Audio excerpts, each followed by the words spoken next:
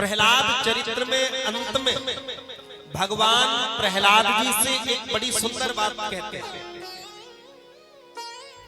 त्रिसप्तवी पिता पूतः पितृभि सहते नगः यत् साधुस्य गृहे जातो भवान वै कुल पावन। प्रहलाद, अरे तू तो साधु है रे।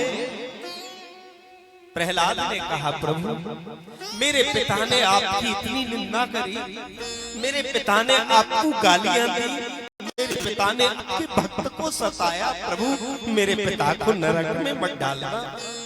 भगवान ने कहा, प्रहलाद तू कितना साधु है, अरे तू केवल पिता की बात करता है। प्रहलाद, तेरे जैसा भक्त जिस कुल में पैदा होगा उसकी एक नहीं, उस कुल की दो नहीं, उस कुल की 7 नहीं, उस कुल की तो मैं 21 पीढ़ियों का कल्याण कर देता हूं।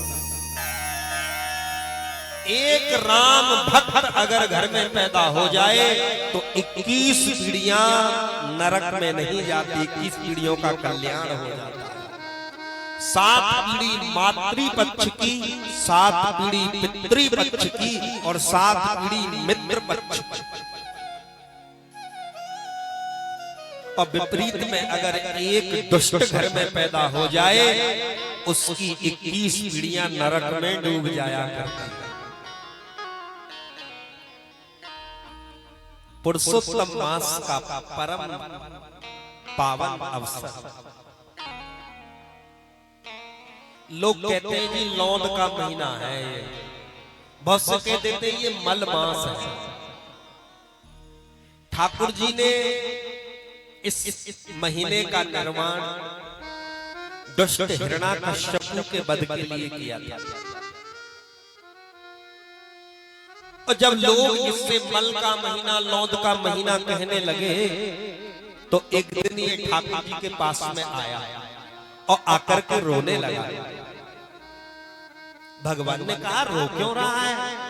बोले, प्रभु तुमने मुझे बनाया ही क्यों था? ना शादी होती मेरे अंदर, ना कोई गृहस्थ संबंधी कोई कार्य होता, और लोग मुझे मल का महीना कहते हैं। भगवान ने हृदय से लगा लिया, दुखी मत हो। और भगवान ने कहा, आज से संसार के कार्य भले ही तेरे अंदर मान्य न होंगे, लेकिन मेरे भक्त, मेरे साधक अगर तेरे महीने में साधना करेंगे तो और जो साल के 12 महीने होते हैं उनमें जो फल मिलेगा उससे 1000 गुना अधिक फल तेरे अंदर जो कोई यज्ञ पूजा कार्य करेगा उसको प्राप्त होगा। और आज से तेरा नाम लौंद या मलमास नहीं, आज से तू पुरुषोत्तम मास से जाना जाएगा, क्योंकि पुरुषोत्तम मेरे प्रभु का नाम है। ऐसे पावन माह जिसके लिए योगी भी अपनी योग साधनाएं छोड़ करके ब्रजमंडल में आ जाते हैं। देखो आप ब्रज 84 कोस की परिक्रमा, कैसा आनंद छाया हुआ है। और सच पूछो ना, हमें तो वो आनंद आज इस हथीन में ही प्राप्त हो गया।